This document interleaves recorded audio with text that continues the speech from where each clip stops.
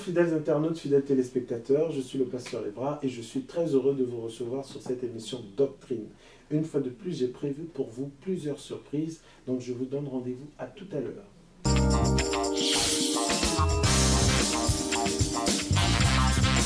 Bonjour fidèles internautes, fidèles téléspectateurs, une fois de plus nous nous retrouvons sur ce plateau et j'ai l'immense plaisir d'avoir reçu sur ce plateau donc le pasteur Bosco. Pasteur Bosco, bonjour. Bonjour, pasteur. Alors, donc aujourd'hui également, nous allons traiter des sujets très intéressants sur ce plateau. Comme je le disais, nos fidèles internautes sont là.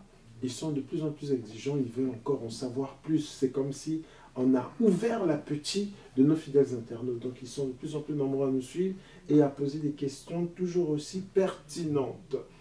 Alors, pasteur Bosco, aujourd'hui, je crois que nous allons parler de la semence du serpent. La semence du serpent est une doctrine qui s'est infiltrée dans le milieu de l'Église, mais plusieurs internautes se posent la question, est-ce que cette doctrine est biblique déjà? Et qu'est-ce qu'on entend par la semence du serpent? Oui, merci pour la question, pasteur Evra. Oui. Pour essayer de toucher la question dont vous venez d'évoquer tout à l'heure, on va lire le livre de Colossiens. Oui. Colossiens chapitre 2. Colossiens chapitre 2. Colossiens chapitre 2. Oui.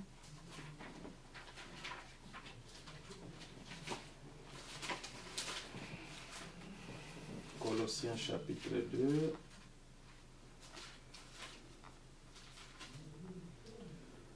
Nous prenons Colossiens chapitre 2, nous prenons le verset 8. Le Seigneur nous dit ceci, je lis au nom de Jésus-Christ. Oui. Prenez garde que personne ne fasse de vous sa proie par la philosophie et par une vaine tromperie, s'appuyant sur la tradition des hommes, sur le rudiment du monde et non sur Christ. Je prends encore le verset 18.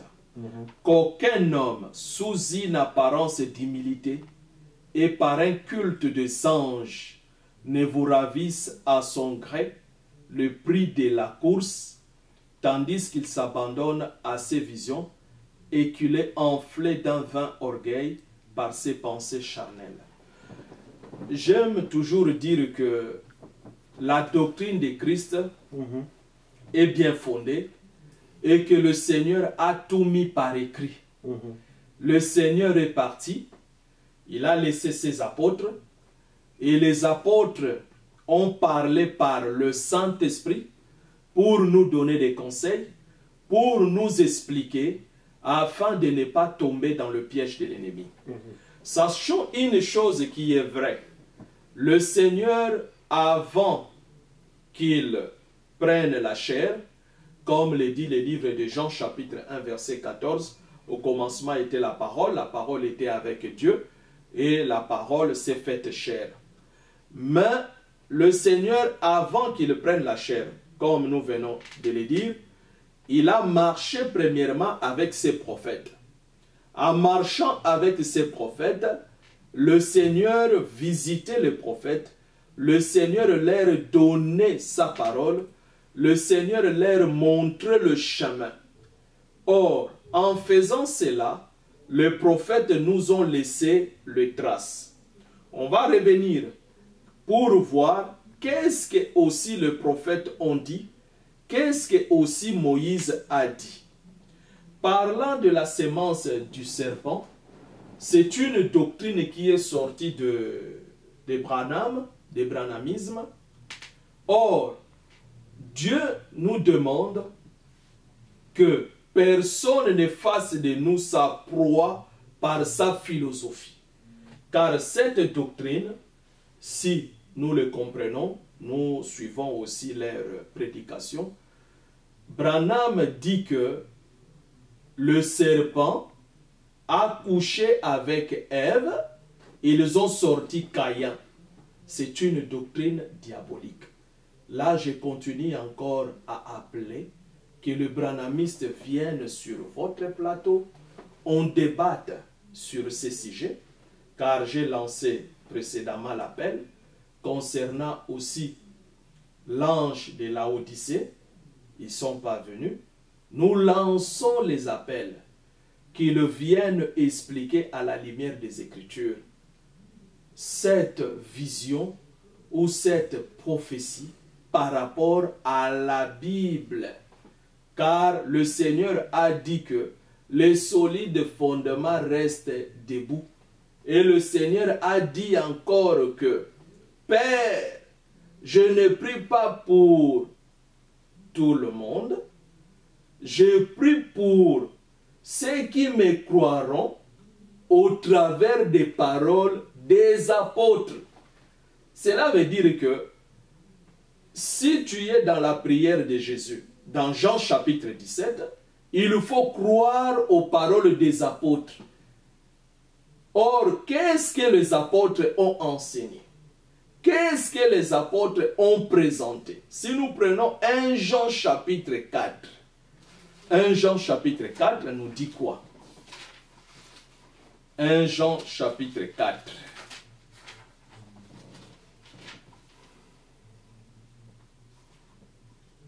À partir de quel verset? Nous prenons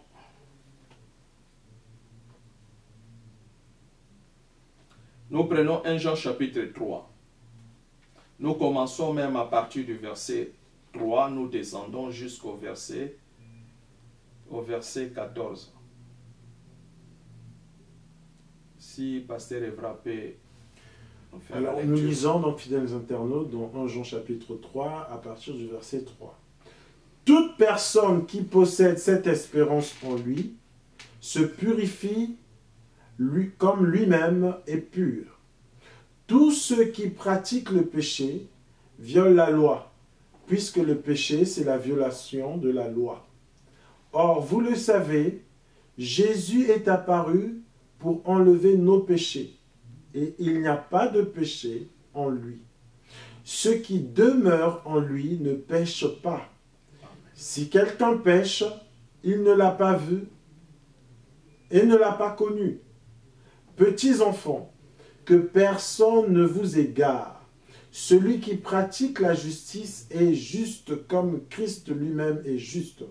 Celui qui pratique le péché est du diable, car le diable pêche dès le commencement. Or, c'est pour détruire les œuvres du diable que le Fils de Dieu est apparu. Quiconque est né de Dieu ne pratique pas le péché, parce que la semence de Dieu demeure en lui, et il ne peut pas pécher, parce qu'il est né de Dieu. C'est à cela que l'on reconnaît les enfants de Dieu et les enfants du diable. Celui qui ne pratique pas la justice n'est pas de Dieu, tout comme celui qui n'aime pas son frère. En effet, le message qui vous a été annoncé et ce que vous avez entendu dès le commencement, c'est que nous devons nous aimer les uns les autres. N'imitant pas Caïn, il était du mal et il a tué son frère. Et pourquoi l'a-t-il tué? Parce que sa manière d'agir était mauvaise, tandis que celle de son frère était juste. Ne vous étonnez pas, mes frères. Ne vous étonnez pas, mes frères et sœurs, si le monde vous déteste. Quant à nous, nous savons que nous sommes passés de la mort à la vie parce que nous aimons les frères et sœurs. Celui qui n'aime pas son frère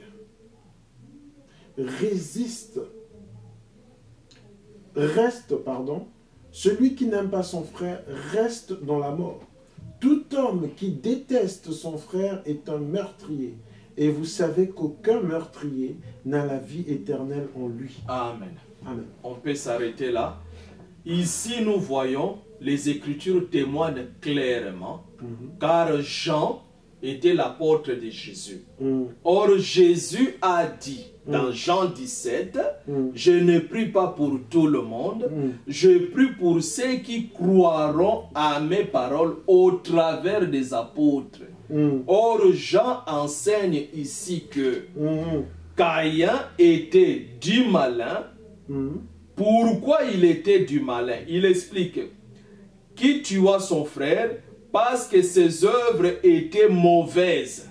Donc dire que Caïn était du malin, ce n'est pas à dire que le serpent et Ève se sont, je ne sais pas, accouplés et donné Caïn. Non, ce n'est pas ça. Car si nous prenons le verset 14, nous voyons là, il explique encore, nous savons que nous sommes passés de la mort à la vie parce que nous aimons le frère. Celui qui n'aime pas demeure dans la mort. Verset 15. Quiconque est son frère est un meurtrier. Or, celui qui est meurtrier, il est du malin. Or, ici, aujourd'hui, dans le monde, nous le voyons. Il y a la haine, mais ce n'est pas à dire que tous les hommes que nous voyons, qui ont de la haine, leurs mamans ont couché avec le diable. Non, ce n'est pas ça. Ça, c'est une inspiration qui ne vient pas de Dieu. Voilà pourquoi nous avons pris Colossiens. On nous dit que personne, par sa philosophie, il nous fasse sa proie à lui. C'est-à-dire, nous venons ces choses à lui. Et il dit aussi dans Colossiens 2, 18, il dit, on va le reprendre, Colossiens chapitre 2, verset 18, l'Écriture déclare ceci que qu'aucun homme, sous une apparence d'humilité et par un culte des anges. Or, quand on parle de culte des anges, j'ai vu, l'ange m'a parlé, le Seigneur a dit ceci. Or, l'apôtre Paul continue de dire, par un culte des anges, ne vous ravisse à son gré le prix de la course, tandis qu'il s'abandonne à ses visions, et il ne s'abandonne à ses visions, et qu'il est enflé d'un vain orgueil par ses pensées charnelles. Au verset 8, il dit que les gens qui agissent comme ça, ils ne s'appuient pas sur Christ. Donc pour dire que quand Branham il a dit ça, ayons l'audace de le témoigner, il ne s'est pas appuyé sur Christ. Ça c'est une doctrine qui vient je ne sais d'où, mais ça ne cadre pas dans la parole. Donc toutes les visions que William Marion Branham a eues sur la montagne, les apparitions des 7 anges, ou en tout cas de tous les anges qui lui donnaient des révélations, d'après vous c'est faux? Parlant de visions, il faut que nous ayons ces visions, parce qu'on dit que toute prophétie, il doit être examiné à la lumière des Écritures. Mais là, nous touchons la sémence du serpent, ça ne cadre pas dans la parole. S'il y a une vision, la vision c'est biblique, on peut avoir des visions, on peut avoir des prophéties, mais il faut que nous sachions tout cela doit être vérifié à la lumière des Écritures. Exactement. Parce qu'il y a deux êtres invisibles, il y a l'armée du diable, il y a aussi le Seigneur. Est-ce que cela vient de l'esprit du Seigneur ou vient de l'esprit du diable? Car le Seigneur lui-même a dit dans Deutéronome chapitre 13, Deutéronome chapitre 13, on nous dit ceci, il y a quelque chose de bon là-bas. Deutéronome chapitre 13, on nous dit, s'il s'élève au milieu de toi un prophète ou un songeur qui t'annonce un signe ou un prodige, qui est accomplissement du signe ou du prodige, dont il t'a parlé en disant, allons après d'autres dieux, des dieux que tu ne connais point, et servons-les. Tu n'écouteras pas les paroles de ces prophètes ou de ces songeurs, car c'est l'Éternel votre Dieu qui vous met à l'épreuve pour savoir si vous aimez l'Éternel votre Dieu de tout votre cœur, de toute votre âme. Vous irez après l'Éternel votre Dieu, vous le craindrez, vous observerez ses commandements, vous obéirez à sa voix, vous le servirez et vous vous attacherez à lui. Ce prophète ou ce songeur sera puni de mort, car il a parlé de révolte contre l'Éternel. Ici, nous voyons les songeurs déjà, ou le prophète, il peut avoir des visions, mais il dit des choses qui s'accomplissent, mais il vous ramène vers un autre Dieu. Le Seigneur appelle ça le révolte. Tu peux dire des choses vraies, mais quelle parole tu nous ramènes? Or, si tu ramènes une parole autre que celle que le Seigneur nous a laissée, ce n'est que des révoltes. De la même façon aussi, quelqu'un il peut donner des prophéties si cela ne s'accomplit pas, car la prophétie, on attend l'accomplissement. On ne dit pas premièrement Amen. Il faut attendre l'accomplissement. Si cela n'accomplit pas, c'est un mauvais esprit qui a visité le prophète. Voilà, fidèles internautes, fidèles téléspectateurs, il y a certainement parmi vous ceux qui croient au message de William Marion Branham.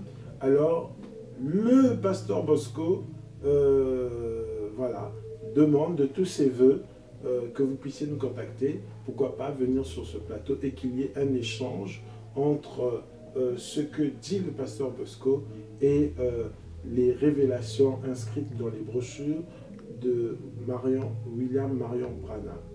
Alors, là, on a survolé un peu par rapport à la semence du serpent et nous comprenons qu'en fait, à la lumière des Écritures, que cette doctrine sur la semence du serpent est erronée, hérétique même, hein, c'est l'hérésie. Hein.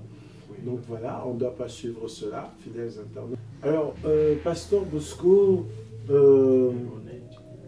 voilà, donc nous comprenons que la doctrine de la semence du serpent, en tout cas le message sur la semence du serpent, est erroné et même hérétique. Donc c'est des hérésies, on ne doit pas suivre ça du tout, à moins que une personne, hein, croyant au message de William Marion Branham, puisse venir sur ce plateau de doctrine et qu'il y ait un échange avec vous, ou peut-être puisse dire le contraire de ce que vous avez dit. Mais en tout cas, nous retenons pour aujourd'hui que c'est une semence à proscrire et à ne pas suivre du tout. Voilà. Alors, pasteur Bosco, nous profitons de votre présence pour aborder aussi l'actualité, parce que voilà, le monde est fait aussi d'actualité. Et on aimerait savoir aussi par rapport à la façon dont les conflits, parce que les conflits peuvent arriver dans nos assemblées, les situations doivent être gérées. Parce que nous avons vu sur les réseaux sociaux une vidéo qui est publiée sur les réseaux sociaux, qui fait le tour en fait du monde au travers des réseaux sociaux. C'est l'actualité d'un diacre qui fait partie d'une congrégation qui apparemment aurait, je sais pas moi, subtilisé une certaine somme. Et donc, on voit dans cette vidéo comment le diacre est séquestré, il est entouré par des personnes qui... donc je crois que la régie, pour que ceux qui nous suivent comprennent de quoi nous parlons, la régie va nous balancer un extrait, et après cet extrait, nous reviendrons sur ce plateau pour en dire un peu plus.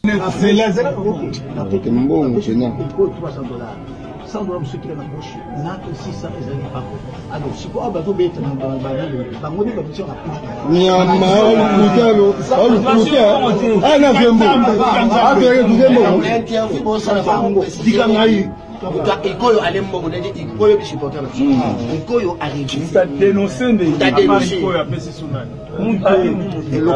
nana bena dona banda kala benga ke pourquoi ikoyo na nzuma tango dona pesi mbongo bazaki na nani sunya tango dona pesi mbongo zaki na nani tango dona pesi mbongo zaki na nani ikoyo dona pesi mbongo zaki na nani dona tango pesi mbongo zaki na nani azaki yemoko na Pacific Hotel ozo confirmer parce que na filmer le téléphone.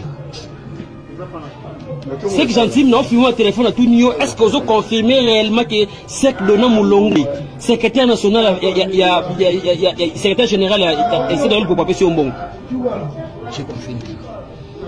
Merci beaucoup. Montez, ça dit combien? Pasteur Bosco, au travers de ce que nous venons de suivre, qu'est-ce que vous pouvez nous dire? Oui, ça fait pitié. Certainement, là, ce que nous voyons, c'est l'évêque Mukuna. Parce qu'on ne peut pas se voiler la face. Aussi longtemps, nous avons cette étiquette de pasteur, évêque, docteur, évangéliste. Le monde nous regarde. Comme le monde nous regarde, nous sommes là pour annoncer le vertu du Seigneur. Si le monde cherche à savoir l'amour ou le pardon, c'est nous qui allons témoigner l'amour. Et combien plus forte raison, je dis même un évêque. Parce que dans l'enseignement de Christ, l'évêque c'est l'ancien. Et parlant de l'ancien, c'est lui-même que le livre de 1 Pierre chapitre 3 témoigne qu'il doit avoir des qualités pour conduire même l'Église. Et derrière tout cela, ce que nous voyons, ça fait très mal. Ça fait très mal. Mais ce qui est vrai, chaque arbre va manifester ses fruits. Là, je pourrais dire, pour aller encore plus loin, là, ça démontre que c'est réellement le serviteur du ventre. Parce que 1000 $, autant l'argent, il n'a pas donné. Donc, une confession, dans la foi chrétienne, une confession, c'est la valeur de l'homme. Tu peux commettre des erreurs et tu viens auprès de ceux qui t'enseignent, tu confesses, l'homme de Dieu doit garder le secret. Là, ça prouve qu'il ne garde pas le secret. Ça prouve que évêque Mukuna, il ne peut pas garder le secret. Parce que celui qui garde le secret, il ne peut pas afficher le papa que l'on voit, si c'est diacre, on ne peut pas l'afficher comme ça et balancer des images comme ça, le monde entier regarde. Où en sommes-nous? Parce que la confession, c'est la valeur d'un homme. C'est sa valeur. Si quelqu'un vient confesser, un serviteur de Dieu, c'est un économe. On ne sait pas les tenants, les aboutissants, comment est-ce qu'ils l'ont attrapé, mais certainement, ça doit être fait.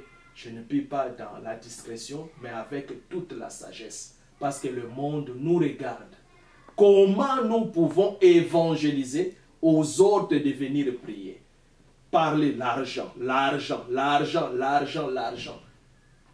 Si réellement le Seigneur nous a établis, ce n'est pas premièrement pour l'argent, c'est pour gagner des âmes. Que ce soit Mukuna, que ce soit qui que ce soit, nous n'avons pas l'endroit où mettre des âmes. C'est le Seigneur qui a l'endroit pour mettre des âmes. Nous devons avoir le cœur à supporter, le cœur à pardonner. Même celui qui ne vient pas à l'église, il sait que le pardon, c'est vraiment l'arme des chrétiens. Et si on parle même selon la législation ou la loi du pays, tu n'as pas droit de séquestrer quelqu'un comme ça. Là. Tu n'as pas droit. Même si quelqu'un il a péché comment, quelque part, il est aussi protégé. Ce qu'il a fait, s'il a volé, s'il a dissimulé l'argent, cela n'est pas bon. Mais on ne peut pas afficher quelqu'un comme ça.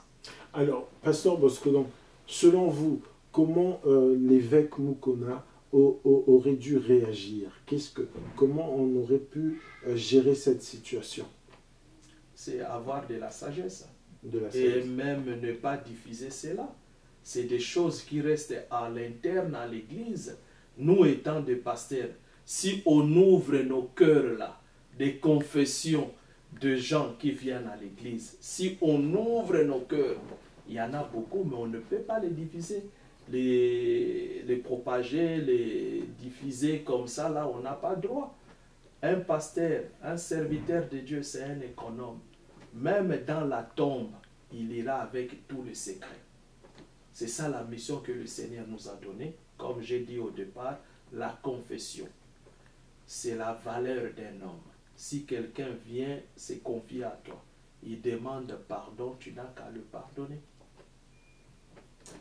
Voilà, fidèles internautes, fidèles téléspectateurs, par rapport à l'actualité, donc le pasteur Bosco réagit également, toujours dans le cadre de cette émission, pour édifier le peuple de Dieu Et nous voyons que la réaction qui a été celle des membres de l'église ACK n'est pas la meilleure des façons pour gérer un conflit, que ce soit un problème d'argent ou autre type de problème. Alors, il y a encore d'autres points de l'actualité qu'on pourrait aborder, toujours pour rester, parce que ACK, l'évêque Mukuna, tout ça sont RDC. Alors, toujours pour rester dans le cadre de la RDC, nous voyons aussi qu'il y a beaucoup de problèmes au niveau politique en ce moment. Est-ce que vous pouvez nous faire un état de la situation actuelle qui prévaut en RDC? Oui, bon, par rapport à la politique, je dirais simplement, laissons la politique aux politiciens. Si nous pouvons vraiment répondre, les enfants de Dieu, comme le dit le livre de Timothée, on dit que prier pour les autorités. Amen. Parce qu'on risque d'entrer dans la distraction. Donc, que ce soit ceux qui peuvent être l'opposition, ceux qui peuvent être au pouvoir, donc prions seulement pour eux. Parce que le Seigneur ne nous a pas donné un autre moyen d'agir si ce n'est qu'au travers de prières. Donc, on ne peut pas vraiment entrer dedans pour dire que Félix, Félix ce qu'il a fait, ou Kabila ce qu'il a fait. Donc, il faut que le peuple sache une chose, que le monde entier conduit les hommes vers un point. Tout ce que le monde peut faire, tout ce que les politiciens pourront faire, ils embarquent les gens dans un train jusqu'à un point. Et nous, étant la lumière des hommes, il faut que nous enseignions le peuple de ne pas se confier aux hommes. De ne pas. On va prier pour eux, que nous évoluions dans la paix et que nos cultes se passent dans la paix. Mais tout ce monde-là, c'est des gens qui n'ont pas vraiment le sens des choses. Ils n'en ont pas. Donc, laissons vraiment la place, ces choses aux politiciens plutôt, c'est ce que j'allais dire. D'accord. Mais toujours dans l'actualité, pour rester dans le cadre de la RDC, et puis certainement le pasteur, l'évêque Mukuna, nous voyons dans une vidéo, qui peut-être que la régie aussi nous balancera l'image, nous voyons l'évêque Mukuna avoir des propos par rapport à une frange de la population, dire bon ben on va pas les laisser passer comme ça, on va, voilà, il faut faire. Est-ce que par rapport à cela, ma question c'est, est-ce que dans nos assemblées on doit prendre parti, soit de l'opposition, soit du pouvoir en place? Non, on ne peut pas. On ne peut pas. Quand on vient déjà, il faut comprendre le sens de l'assemblée, pasteur Evra. Le sens de l'assemblée, c'est quoi? Quand nous venons, c'est pour adorer le Seigneur. Oui. C'est pour écouter sa parole. Il ne faut pas venir donner ta position à toi, qui n'est pas la parole du Seigneur, inculquer cela au peuple de Dieu. Non. Si tu veux enrichir derrière le dos des enfants de Dieu, ce n'est pas bon. Le Seigneur le condamne. À moins que tu abandonnes l'exercice du ministère, tu vas faire la politique. Quand nous ensemblons, c'est pour écouter la parole. C'est ce que le livre des psaumes dit, que heureux c'est lui que le Seigneur agrée au devant de sa présence. Car quand dans nos réunions, nous le croyons que c'est le Saint-Esprit qui nous conduit, nous venons pour écouter la parole, non pour écouter l'homme. Parce que là, c'est l'homme qui parle. Ce n'est même pas Dieu. Ce n'est pas le Saint-Esprit qui parle, c'est l'homme. C'est comme toi, pasteur Evra, tu as une position contraire par rapport à ton patron au travail. Tu viens à l'église, vous voyez, mais c'est tel, ceci, ce n'est pas bon. Non, ce n'est pas ça. Nous venons pour écouter la parole. Or, écouter la parole, explique-nous les Écritures. Explique-nous ce que le Seigneur veut pour nous. Voilà pourquoi j'exhorte à tout celui qui peut rester dans des assemblées comme ça, il ne faut pas laisser que les hommes jouent avec vos âmes. Il ne faut pas laisser les hommes jouer avec vos âmes. Et des fois, des leaders comme ça, il n'est entouré que par des gens, des fois ils ne connaissent pas Dieu, des sorciers, des charlatans. Mais si l'aveuglement vient de lui, il faut que le Seigneur l'ouvre les yeux. Si l'aveuglement vient au niveau du peuple, il faut que le Seigneur leur ouvre les yeux. Car nous n'avons pas vu un modèle comme ça dans la Bible. La finalité, c'est quoi? Tu vas inciter le peuple à aller verser le sang pour un homme? Non, ce n'est pas ça. Jésus-Christ a versé le sang pour nous et nous, on n'a pas l'obligation de verser le sang pour les autres. Quand tu te donnes la mort, sache que l'enfer t'attend. Je crois que nous chutons lentement mais sûrement, nous arrivons donc au terme de cette émission.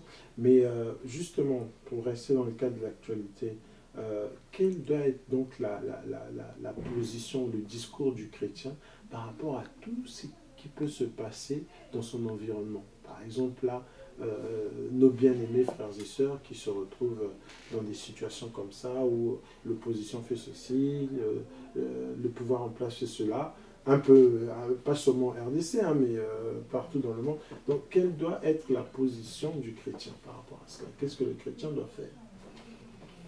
Oui, par rapport à toutes ces divergences, la position du chrétien, c'est quoi? Les chrétiens, comme on vient de le dire, que prier pour eux, les chrétiens ne doivent pas faire la politique. Si, par rapport au débat peut-être d'instruction, je vais parler dans le cadre moral, dans ce sens-là, instruire, c'est la moralité. Mais si nous allons plus loin, nous comprenons que notre Dieu est prophète.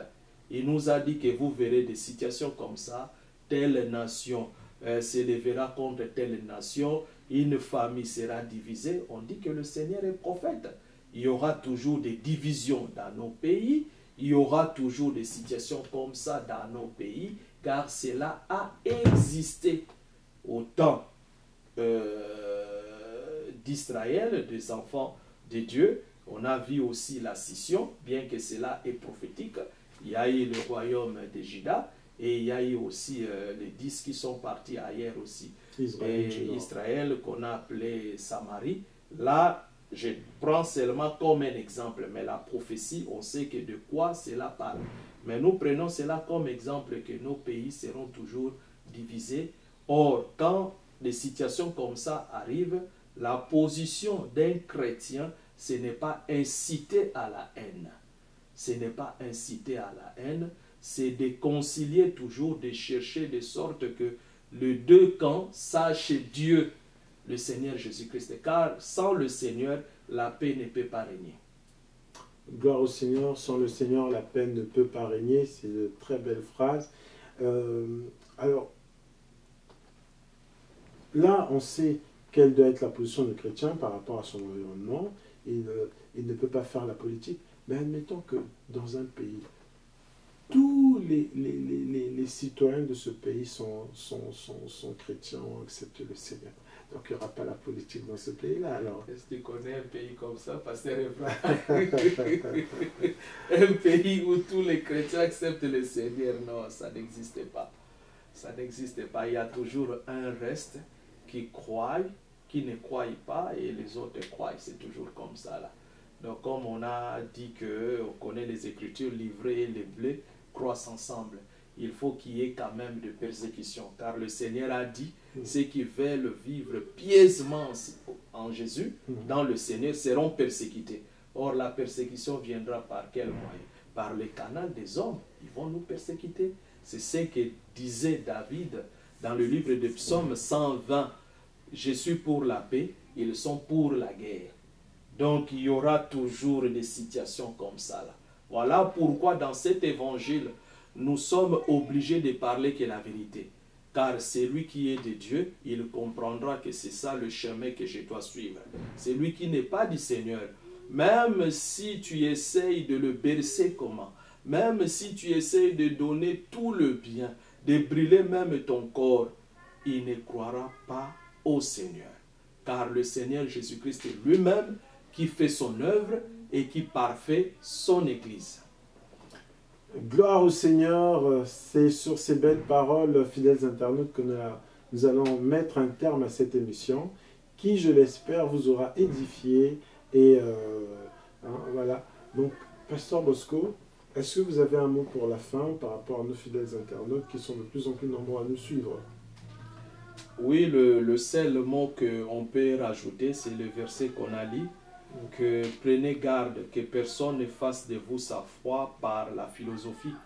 Car aujourd'hui, nous le voyons, il y a des images des fois qui circulent, qui fait très mal, et très mal. Ça ne donne pas envie aux païens de venir dans nos églises.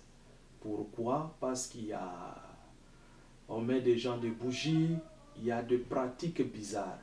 Or, toutes ces pratiques, le Seigneur les condamne. Mais par-dessus tout, le Seigneur, il a dit qu'il ne nous abandonnera pas. Il est là, il conduit toujours son peuple vers le salut. Que vraiment la paix garde nos cœurs, que la paix garde nos âmes, vu que dans le livre de Matthieu 24, il a promis qu'il y aura des troubles, il y aura des situations difficiles, car il y en a des familles qui pleurent, il y en a des familles qui disent peut-être qu'il n'y a plus Dieu. Mais laisse-moi te dire que Dieu existe. Dieu, il est là. Si tu mets toujours ta confiance en lui, tu verras certainement sa main. Amen. Si tu mets ta confiance en lui, tu verras certainement sa main. Voilà, nous mettons un terme à cette émission. Et nous avons été heureux de partager ce moment avec vous. Je vous dis donc au revoir et je vous retrouverai certainement au prochain numéro. D'ici là, bien le bonjour chez vous, que Dieu vous bénisse. Toujours à la manœuvre, l'ancien Sébastien, au four et au moulin, qui s'affaire pour que la qualité de l'image soit impeccable. Que Dieu vous bénisse, à très bientôt, au revoir. Au revoir.